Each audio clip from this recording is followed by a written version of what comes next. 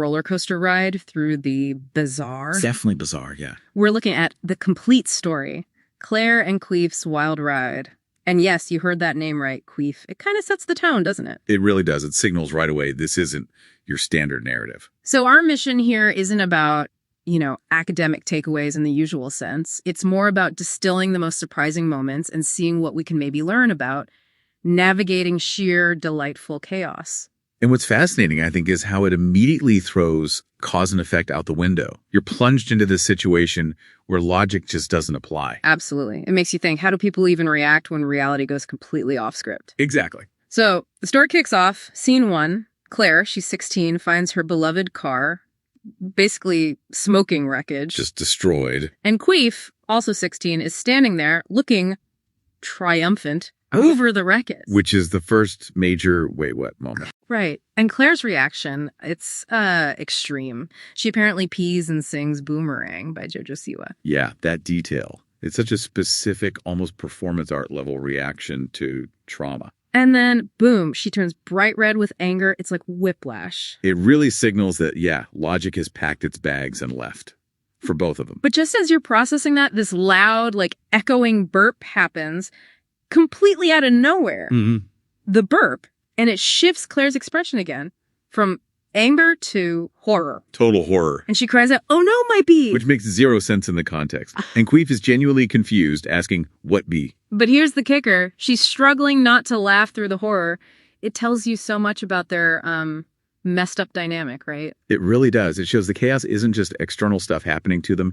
It's internal. It's between them. It's almost like their shared language is absurdity. Yeah, like the bizarre is their normal baseline. Which forces you, the reader, or us, talking about it, to question what even is normal in their world.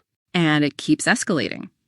So, right after the bee incident, we hear shattering glass from inside Claire's house. Broken windows.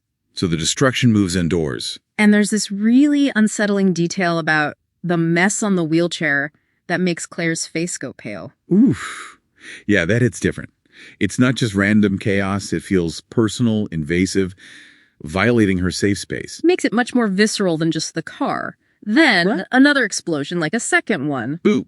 Again. Claire screams in frustration, which, fair enough at this point. Totally understandable. But Queef, he just calmly strolls into the kitchen and starts making hot dogs. Amidst the chaos, just grilling hot dogs. Offers one to Claire. She actually takes it, hesitantly. You think maybe a moment of normalcy? Nope. She spits it out, horrified, asking, what did you put on this? In his reply. Completely casual. The special ingredient. Ugh. That special ingredient thing, it's pure Queef. That unsettling calm, that deliberate weirdness, it's his signature. How do you even process that level of calculated absurdity? You probably don't. You just react. And speaking of reacting, right after the hot dog thing, a third explosion happens. Of course it does. And this time, Queef pulls out his phone, takes a selfie right there in the chaos. Oh. Sends it to Claire, who just stares at it in disbelief.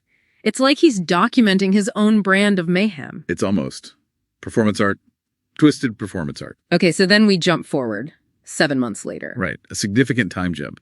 You'd think maybe things have settled down. You'd think. Claire's in a busy school hallway, clearly trying to keep a low profile, avoid eye contact. Just wants to be invisible. And guess who dramatically re-enters her life? Oh, no. Let me guess. Queef, riding past her on a unicycle. Okay, a unicycle. Unicycle made entirely of ham. Of ham, right, of course. A ham unicycle. The sheer persistence of the chaos, like you said earlier, it's not just a one-off bad day. It's become the fabric of her reality almost. That's what's so wild. The absurd isn't surprising anymore. It's just Tuesday. So he gracefully dismounts this ham unicycle. As one does. Takes a bite out of the wheel, the ham wheel. Naturally, little snack. Claire is visibly losing it.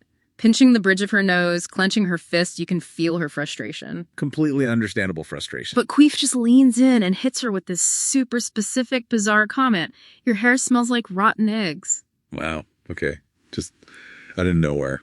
Rotten eggs. And Claire, despite everything, she instinctively, checks her hair. He pulls her right back in.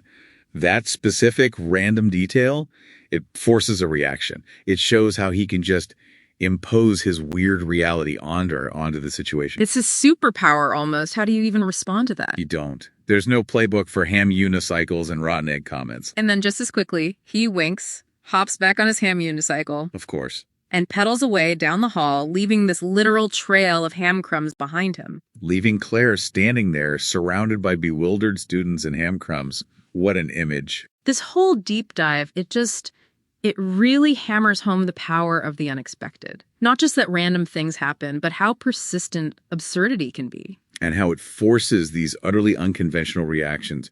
It challenges our whole idea of coping mechanisms. Definitely. It leaves you wondering, not just what happened, but how did it keep happening at this level? Which brings up, I think, a really interesting question for everyone listening. In a world that often feels unpredictable, maybe even absurd sometimes, how much chaos are you really prepared to welcome, or at least navigate, in your own wild ride?